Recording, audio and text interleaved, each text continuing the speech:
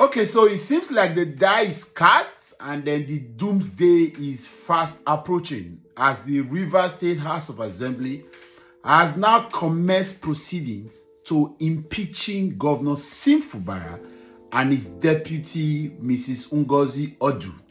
Okay, so in separate letters that have been sourced online and now trending, it seems like the Rivers State House of Assembly has commenced impeachable offenses of gross misconduct allegedly on the governor and his deputy, and then moving to impeaching them. I'll read parts of the letters. Of course, letter headed by Rivers State House of Assembly. It says the Speaker, Rivers State House of Assembly, Moscow Road, Port Harcourt, through the clerk, Rivers State House of Assembly, Moscow Road, Port Harcourt. Mr. Speaker, notice of allegations of gross misconduct brought pursuant to Section 188 of the Constitution of the Federal Republic of Nigeria as amended in 1999. Replying, acts of gross misconduct in the performance of functions of the office of governor by His Excellency Sir Siminalayi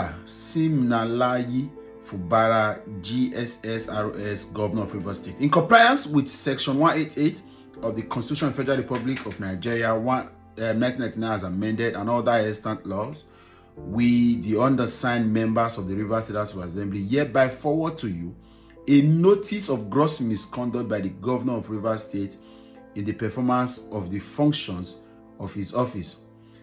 Gross misconduct. 1. Reckless and unconstitutional expenditure of public funds contrary to Section 120, 121, subsection 1 and 2, and 122 of the Constitution of the Federal Republic of Nigeria, 1999 as amended.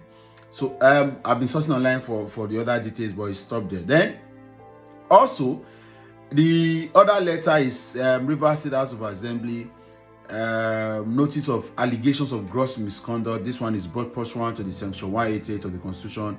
This one is acts of gross misconduct in the performance of the function of the office of Deputy Governor by Her Excellency Professor Ngozi Odu, DSSROS, Deputy Governor of Rivers State. And so, obviously, Wike and his boys at the State House of Assembly, they have now taken this a step higher. And so maybe in the coming days, and this is the beginning of the processes of impeachment. I'm sure they are trying to ensure that they do all of this clinically and they are not in haste. Some of the things that Fubara didn't do well, which of course did not fight very technically. And of course, we're fighting against a Tinubu-led government that is a businessman. It is who comes to the table with business negotiation that Tinubu listens to. So, in the coming days, we may be losing Fubara. Good riddance to bad rubbish. Anyway, none of my business. I say none of my business. I will not cry. It's only unfortunate that defeating Wike will take another event to happen. But we are ready to do it. It will take a while. Wike will continue to win the war or win the battle, but we will win the war eventually. We are waiting.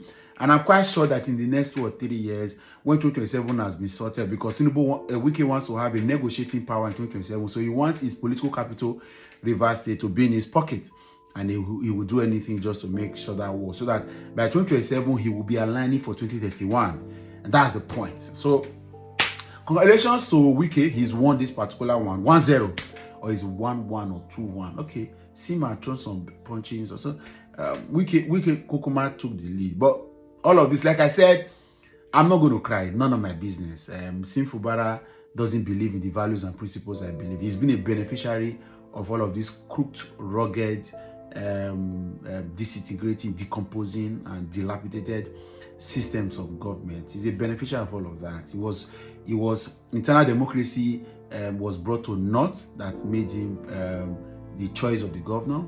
The PDP primary was subsequently monetize and intimidating and oppressing other interests, and he became the primary the candidate of the party.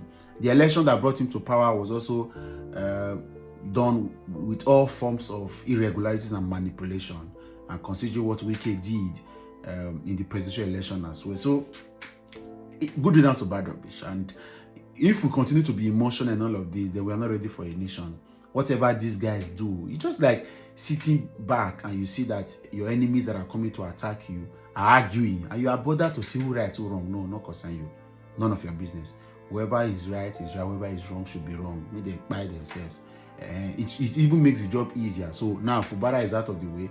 He gets in somebody. So we know that enemy is still there. Unfortunately, but those of us that supported Fubara at some point in all of this wanted to see the end of Wike's political grabbing of Rivers' money, because that is what he's using to actually fight. The reason why Wike will do anything to get Rivers back is because the monies that comes to him from Rivers is what he can use as his political weapon to fight all of this. In the last couple of weeks, it is Akpabio's money that has been used to buying some. There are some governors that are not loyal to Akpabio in the APC, because these guys are not only Nigerian youth, they know they plan ahead.